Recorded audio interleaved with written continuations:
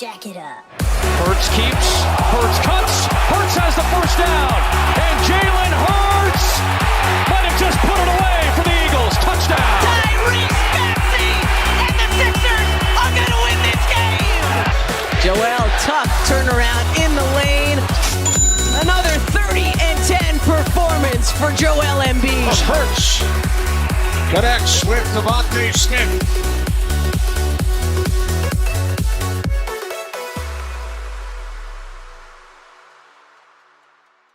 Hello and welcome back to 2 and 5 Scoop. We're here again today, Asher and I. How you doing, Asher? I'm cold. It's cold now. Yeah, here at Penn State, we got about 5 inches of snow yesterday, so that was fun.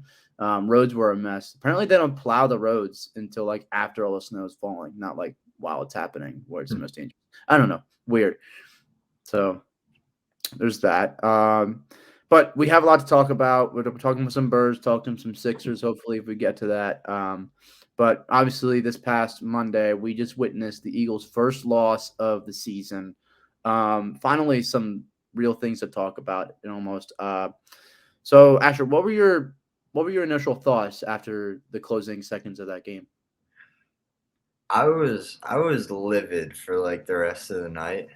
Mm-hmm. Basically, but I was like incensed after that Dallas Goedert face mask. Yeah, that's Basically, pretty much. After I was like not taking the game seriously. I was like, this is a BS game. In my head, I was like, the refs are all on Washington's side. Like, this doesn't even count. Just angry, and then after I had a night to process it, I feel I'm a little more at peace with it. It was bound to happen at some point. Mm-hmm. Yeah, no, exactly. Yeah, that's exactly how I feel. And let's just talk about that Dallas Goedert face mask. I think that might have literally been the most blatant face masks I've ever seen. I mean, this isn't common. This isn't uncommon when it comes to the Eagles. I don't know if you remember back, was it 2017? Darren Sproles, he was fielding a punt return, and he got his face back mask at the time. Yeah, I think actually at that game. I think that's 2018 or 2019 when he got freaking yanked, and I don't know if did they call that? I think it was uncalled. I don't remember. I remember that he went out and he was hurt, and we ended up losing that game. Yeah, I don't know, but he like freaking snapped his neck. Same thing with Goddard now. Yeah. I mean, he's out for what? 4 weeks at least now because of this face mask. And then the referee was standing right there. You see the picture. I've seen the picture of the actual face mask, and it zooms out a little bit, and the referee is literally staring right at that. And I had friends that were in the nosebleeds and saw it from the nosebleeds. So I don't know how the ref did not see that. So, like, does the NFL need to take action? It feels like we've been talking about the refs for a while in this league. When is the NFL actually going to do something about it? It feels like we always talk about it, but nothing ever happens. Yeah, I mean, it probably is something that's after this on national TV, an undefeated team loses, highly favored. That game or that play very much swung the momentum of the game. That's something that's going to be looked at by the league. It's all over social media. We're probably next year. We're going to see where penalties like that are going to be challengeable, like uncalled penalties. So. I think there will be change as far as that goes. Yeah, and another thing that irked me about that play is the fact that I went to instant replay because there was a fumble on that play, and they still didn't call it.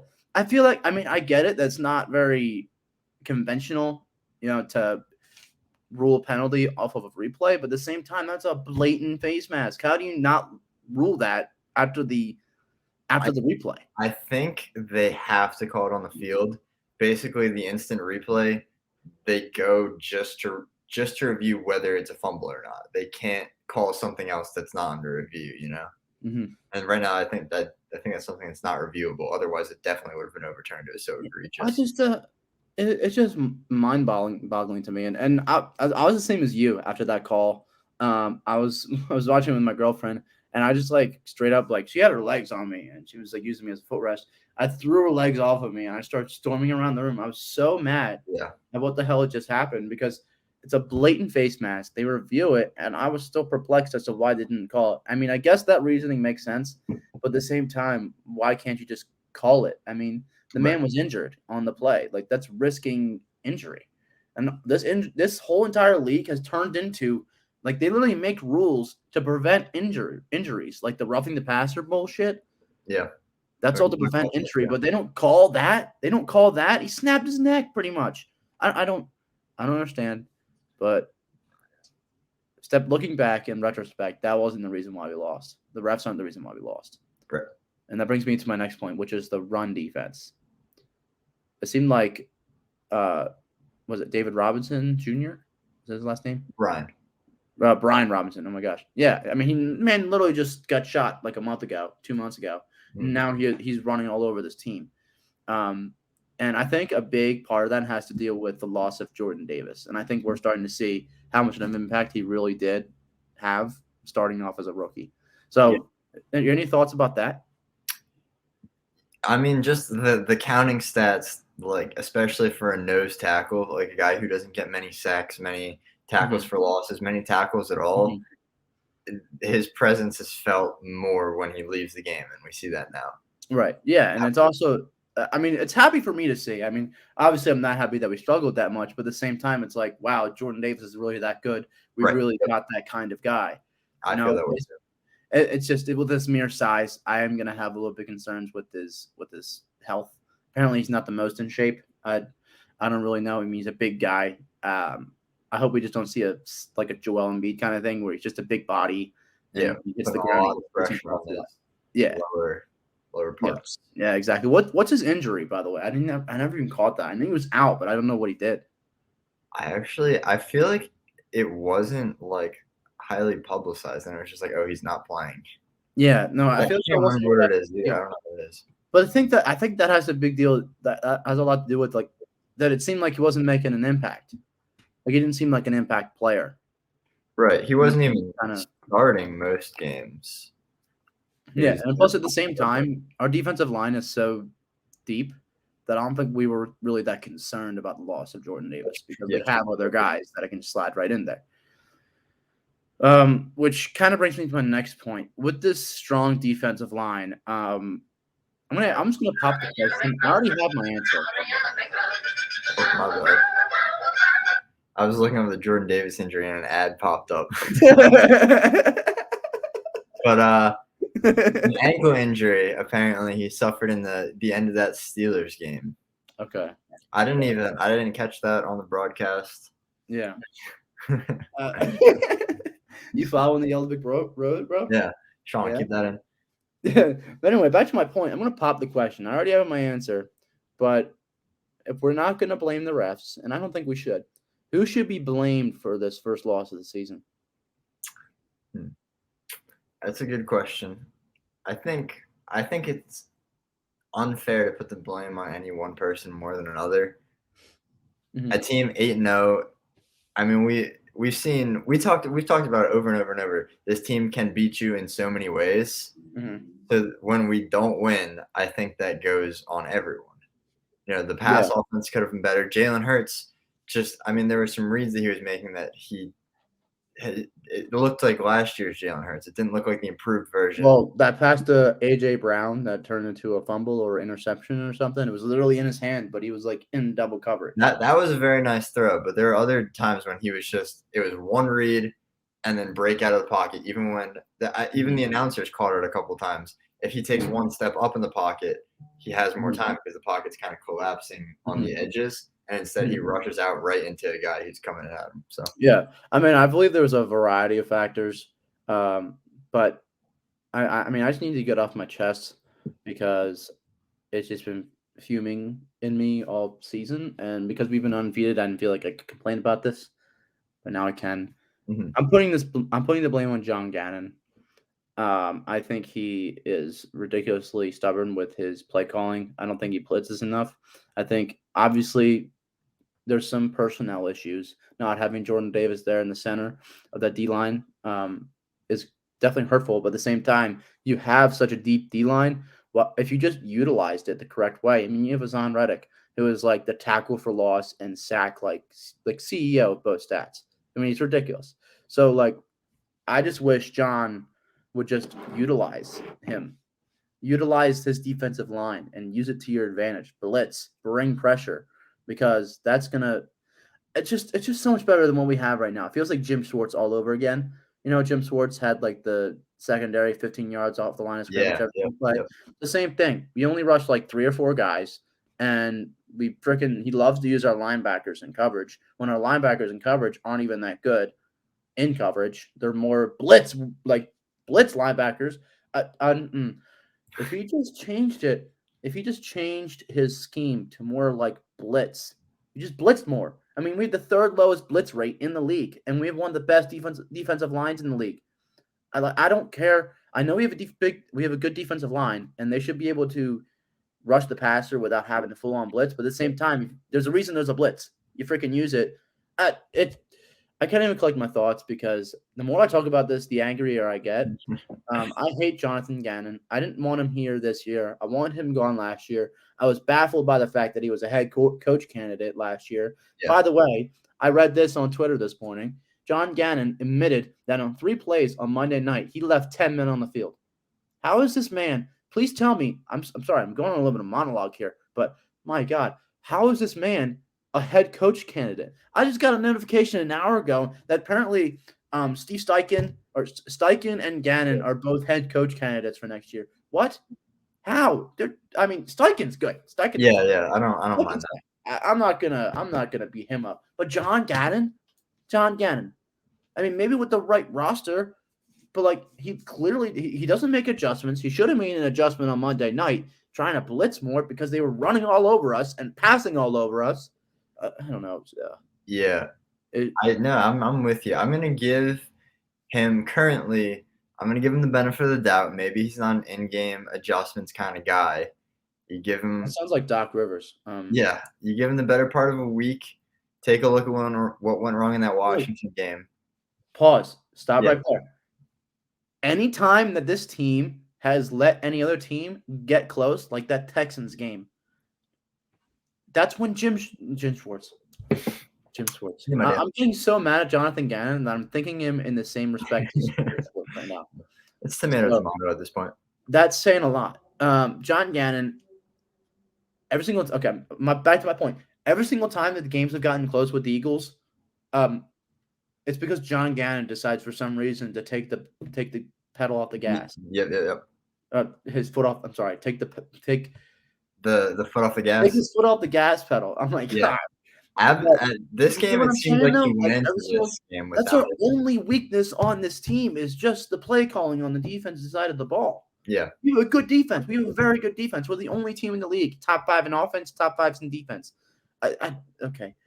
Last week it was the freaking Eagles are frauds narrative. Now the Eagles lose, and it's all because of a variety of factors. But I like to blame John Gannon because I hate John Gannon. So anyway, back to what we were talking about. I don't even know where I was, so I'm not even gonna lie to you. But my question is, would you put John Gannon on the hot seat right now? You were kind of talking about that, and then I just started ranting again. Sorry. No, you're good. Yes, in a sense. The Eagles are 8-1. I don't want to overreact. I want to give him the rest of the schedule is very, very easy. I mean, that Washington game should have been easy as well. Mm-hmm. But I want to see him make the adjustments. I want to see him go into this game.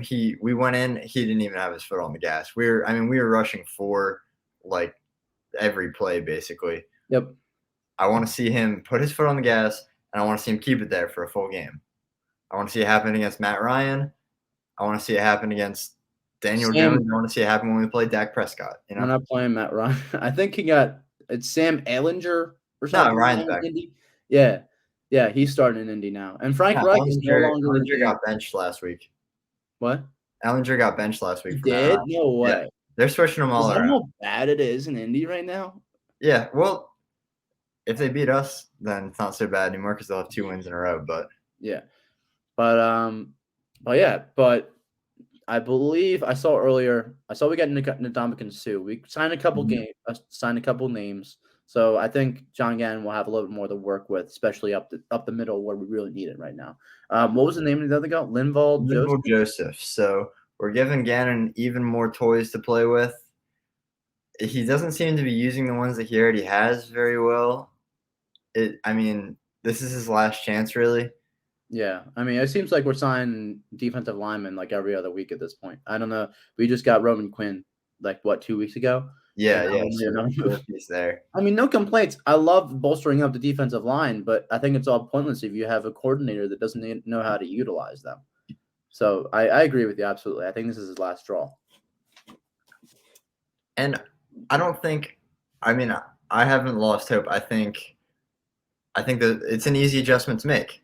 Mm-hmm. It's really not hard. It's literally just call more blitzes. That's all it comes down to. We have such a good secondary, which is weird to say. Yeah.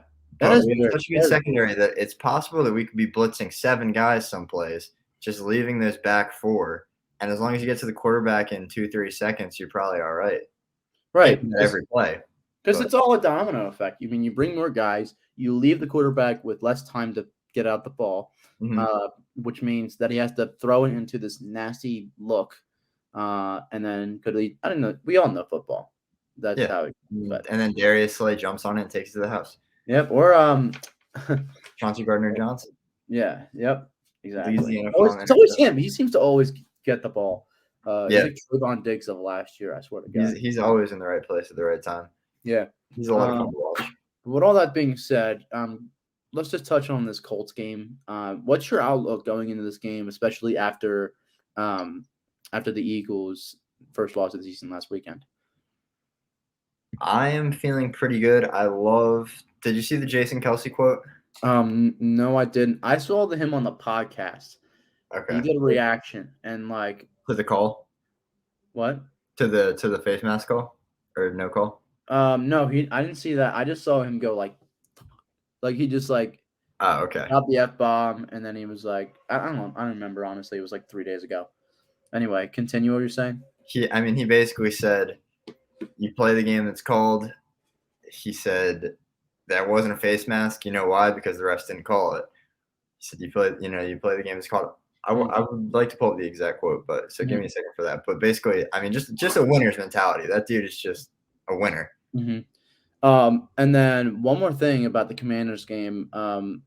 Very, very depressing sight on my phone after the game. I think a lot of us will be familiar with it. The Eagles. What happened? How was the Commander? What's the Commanders? Eagles, you're telling the whole NFL you're undefeated. Is that you're undefeated is too weak? Go playing this, your man. You take out your double L tonight. Go playing this, your man. What happened? Go playing this, year. How many times tell you guys? Go what, man? What happened? So tonight.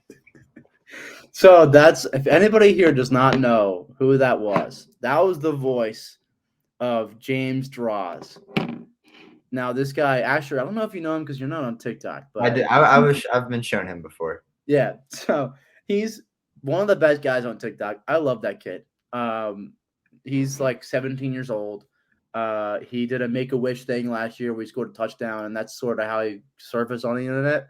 And then he started making videos on TikTok, and he kind of makes these videos, like what happened. He mocks the team. So that video was painful to look at shortly after that game, and that was like literally right after the game.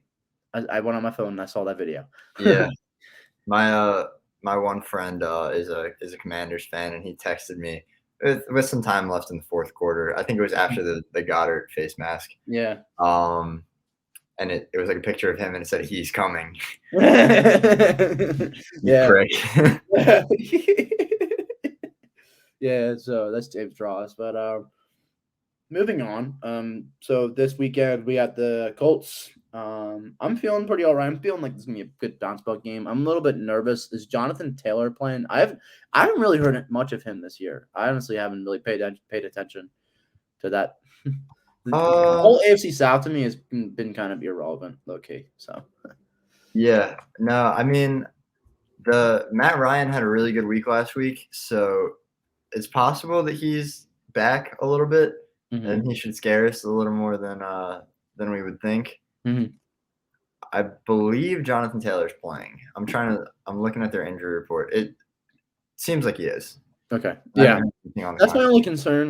It's going to be a big test as far as the run defense this year. I know for a fact that the Colts are going to utilize him. I mean, he's Jonathan Taylor. So that's my only concern going into this week, and it's a really, really good test for Jonathan Gannon.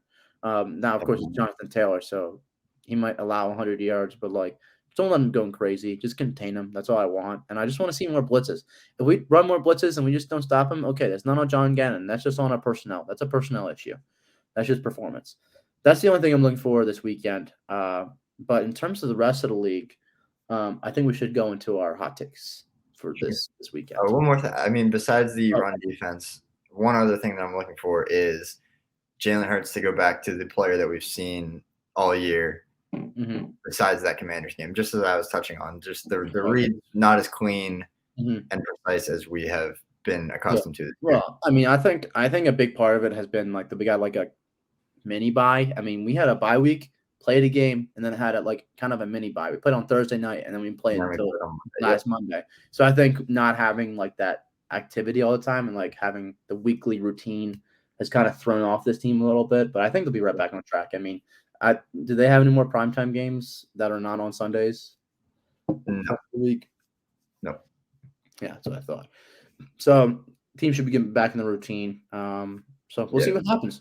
But into our hot takes, Asher, if you want to start off with your lock of the week, what is your lock of the week this week? I've got the Baltimore Ravens beating the Carolina Panthers at home. Yes, I also agree with that. I don't see the Ravens covering the spread. The spread for me, at least I do a weekly pick 'em. And speaking of that, I won it last week. I went 12-2, and I won $180. I just split the pot because the Eagles game, I picked the Eagles to cover the spread, unfortunately. And then the second place person or the other person picked Washington. And then there was a tiebreaker with the total points. I picked 55. He picked 51. The total was 53. Oh, so you actually did tie. So we literally tied. We both got 12 right. We both I got the last one wrong. If I picked the Commanders, I would have won regardless. But anyway, we're not going to talk. There was $380 on the table, and I only won half of it. So whatever. But no complaints. We're going back at it this week. Moving on. But my lock for this week is the Ravens. But in my pick 'em, I do not have them covering the spread, which is 12.5. Oh wow, that's a spread. As far as your straight picks, actually, do you want to start off with one of yours? Yeah, I'll throw them both in there. I've got one of them's tonight. I've got the Tennessee Titans beating Green Bay in Green Bay, and then I have So we can talk about that too. But I have the Minnesota Vikings beating Dallas in Minnesota. Oh, but yeah, Tennessee. Okay. I think that I picked them last week to win. I feel like they're still being underrated. They're consistently underrated. That defense is really solid. Top 10, top 5 defense in the NFL. The game plan of give the ball to Derrick Henry never fails. Basically works against any defense. So the Packers can't really hope to stop it, I don't think. And that offense did really well last week. They beat Dallas. Christian Watson 3 touchdowns. It's still an inconsistent offense. Right. Okay. I totally get that. I just think that this time of year, I always see the Packers kind of winning in Lambeau, especially against the Titans, even though they're 6-3 and they're a very well coached team. I'm going to say that, especially with the talent the significant talent dip that they've seen this year. Very well coached team, but they just have my entire respect. Even though the Packers have lost a lot of mine, I still see them winning at home tonight. I see that happening.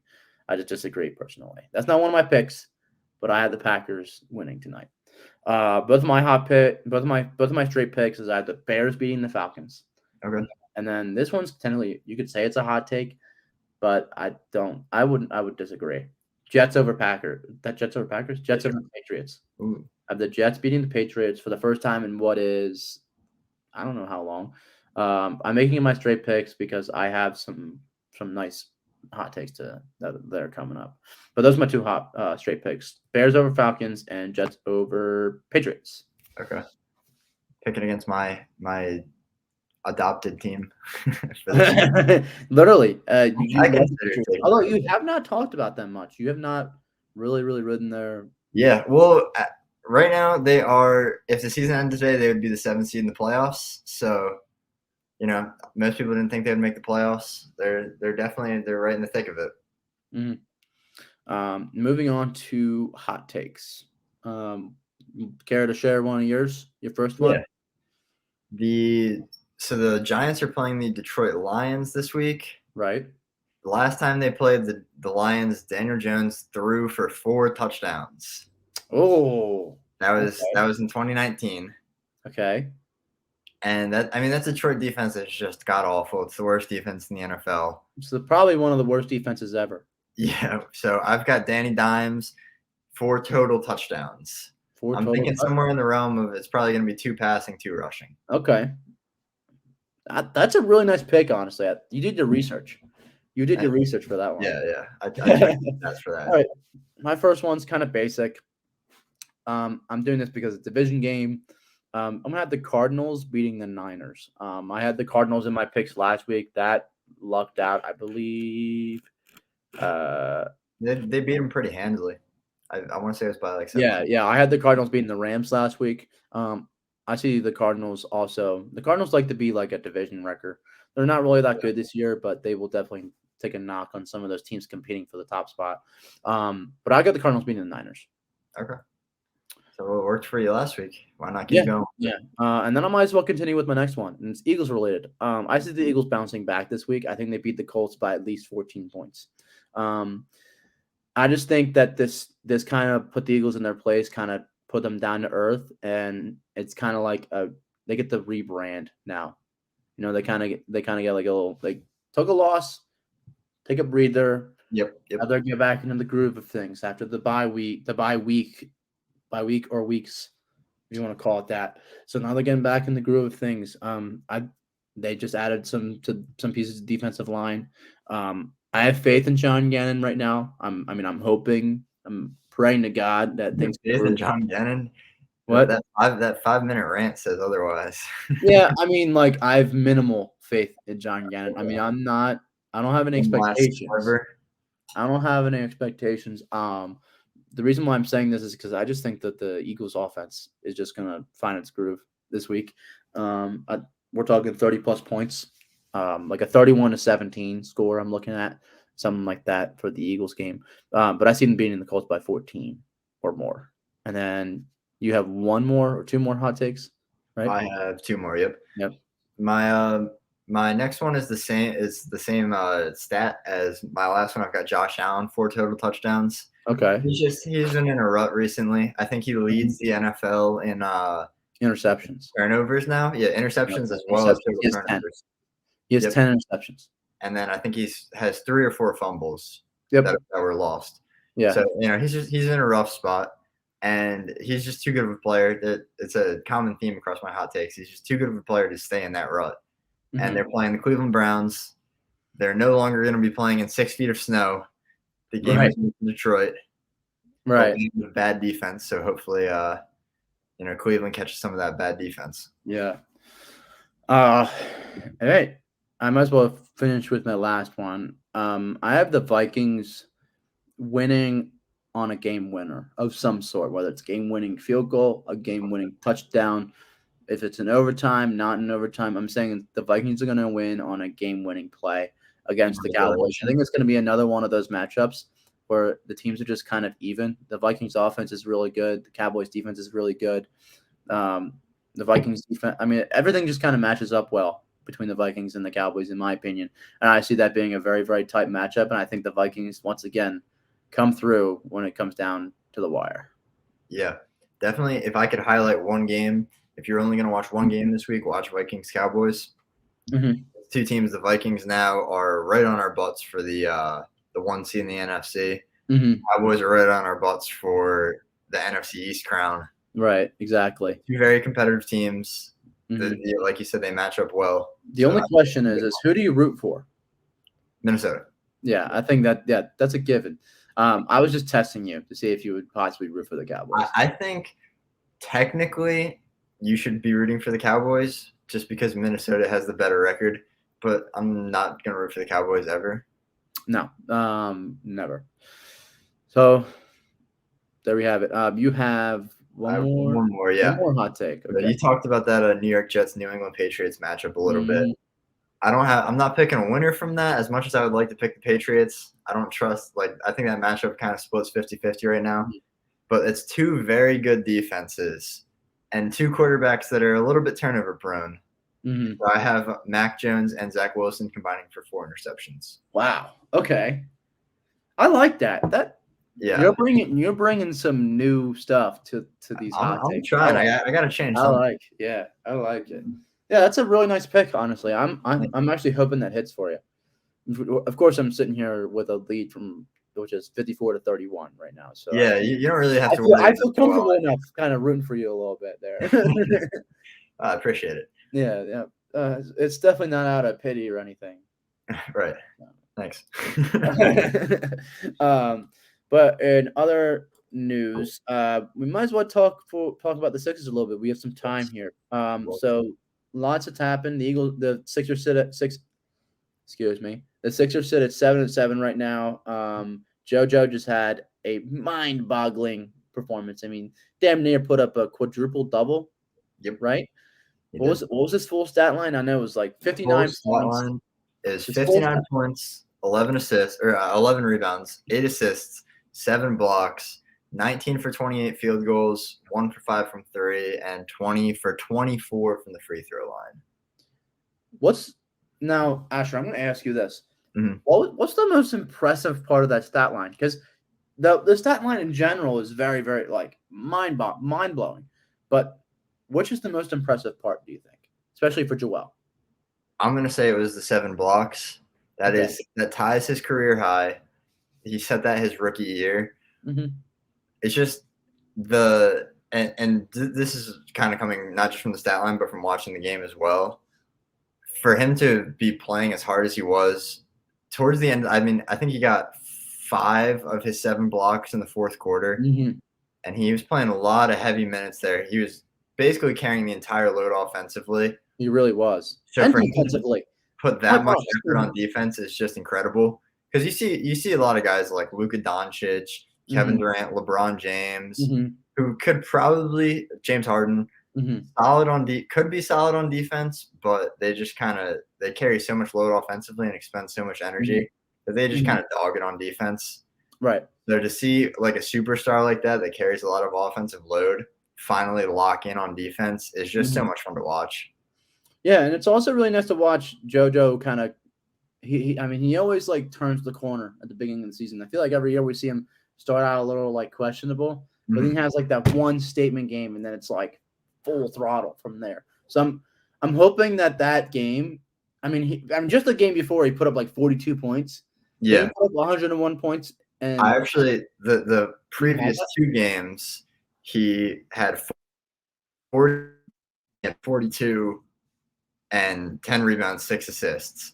Both of those previous games, 14 for 25 shooting and the 15 plus free throws. So he's just on a tear. Yeah, he's really, really turning around. I watched. Of course, the World Series was going on beginning of the season. A lot of stuff was going on. We had the Cowboys game, for the Eagles, just a whole bunch of stuff. So the Sixers were my main focus, and then I watched them. It didn't look like very, very nice basketball. It wasn't, yeah. But and JoJo seemed like he was kind of slugging around.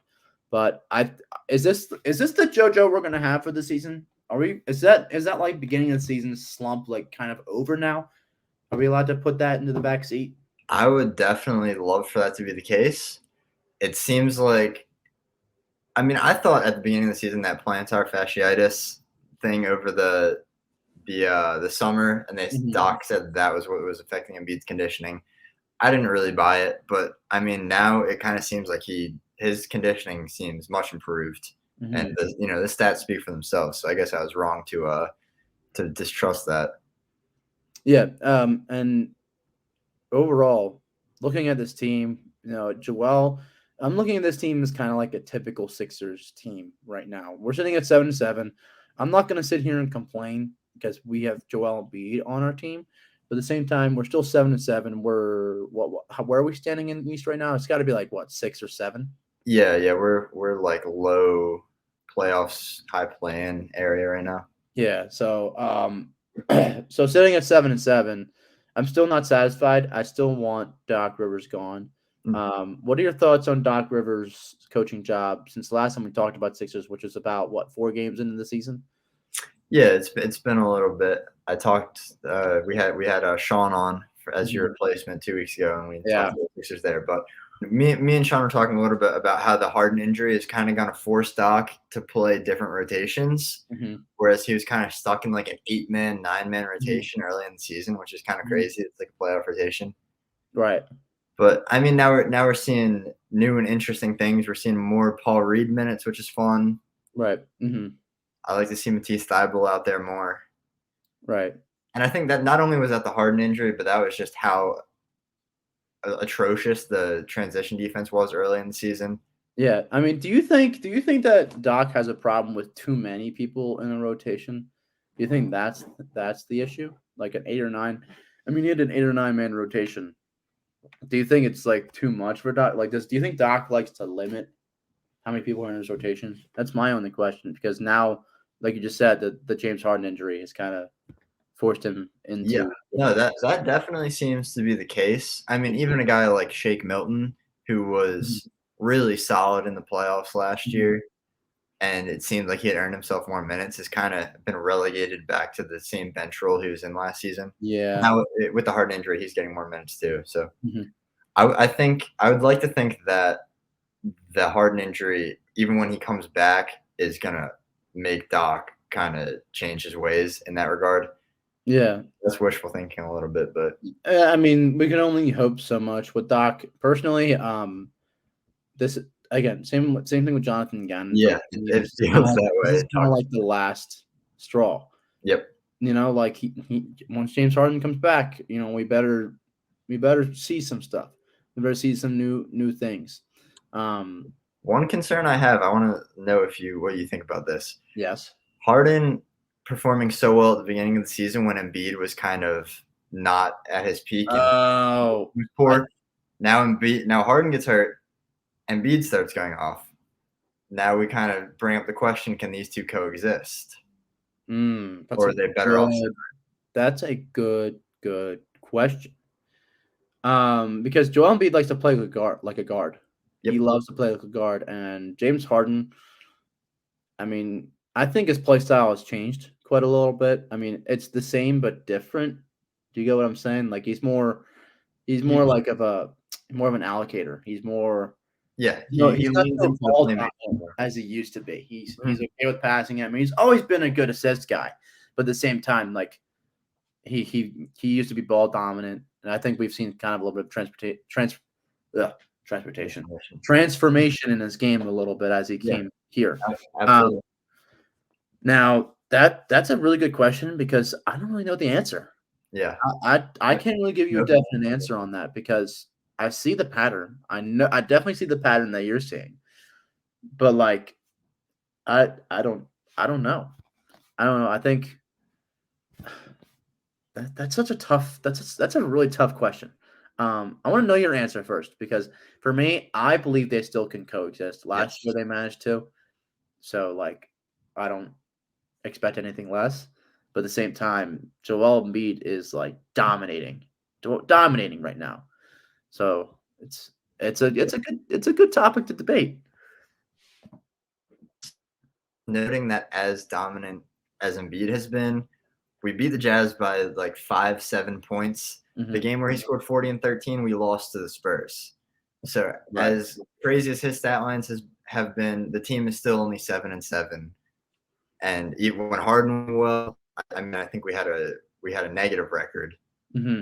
So I mean, it seems like this team is still better when both those guys are in and playing together, which is why I'm not super concerned about their fit together. And also, they've still only had so many games, especially with Harden now being injured, to play together. And that's another thing. I mean, last year we talked about when we acquired James Harden, what would be like the bell curve? What would be like the learning curve, I guess, with him molding into this lineup and gelling with everybody else. Yeah. So, I mean, that's something that we kind of want to look for this year. I mean, we've been saying all off season how this is the first full season with James Harden here, having that core, those 4 core players, Toby, Tyrese, James, and JoJo. Yeah. Now, the thing that sucks with James Harden injury is we're kind of seeing more like a Brooklyn Nets kind of thing a little bit where we need the playing time. We need them to gel, but just can't stay healthy. So Yeah. we'll see what happens. We're kind of running a little bit high on time. So we will continue this conversation next week. We'll talk more Eagles, talk more Sixers. Hopefully, we'll see what happens. They play tomorrow night. It's Thursday night. The Sixers play tomorrow night against the Bucks. So that's gonna be a nice matchup. The Bucks are what's the record? Are they lose yet? They've lost. They're still top of the East. Yeah. Now the past couple games, so they lost to the Spurs, but I believe he will be back for the game against us. Yeah. So we will see you guys, we'll be here again next week. Hope you guys enjoyed the episode. Make sure to give a follow. Make sure to subscribe. Hit the notification bell. You know the deal. We have merchandise out. Announced that last week. Just want to let guys know again. That link will be in the bio. We got sweatshirts. We got beanies. We got socks. We got sweatpants. Anything you can really imagine, we've got it. So make sure to check that out. We appreciate all the support we can get. And that should cover just about everything. Asher, were there any final thoughts that you had? Yeah, I have one final thought. Okay. Appreciate Joel Embiid while he's here and he's in his prime. He's the first player to score that as many points as he did since Allen Iverson scored 60 in 2005. That was 17 years ago. Mm-hmm. So players like this don't come around often, and when they do, they're not usually playing in Sixers uniforms. So appreciate it while he's here. Right, exactly. I 100% agree with that. So yeah, I mean, as much as we want to complain about the state of the Sixers right now, Exactly. really I appreciate what we have because think about 7 years ago we were poverty. So Yep. Yeah. But you guys enjoy your weekend, weekday, whatever you're doing when you're listening to this. Thank you for tuning in, and go Birds. Go Birds. See you.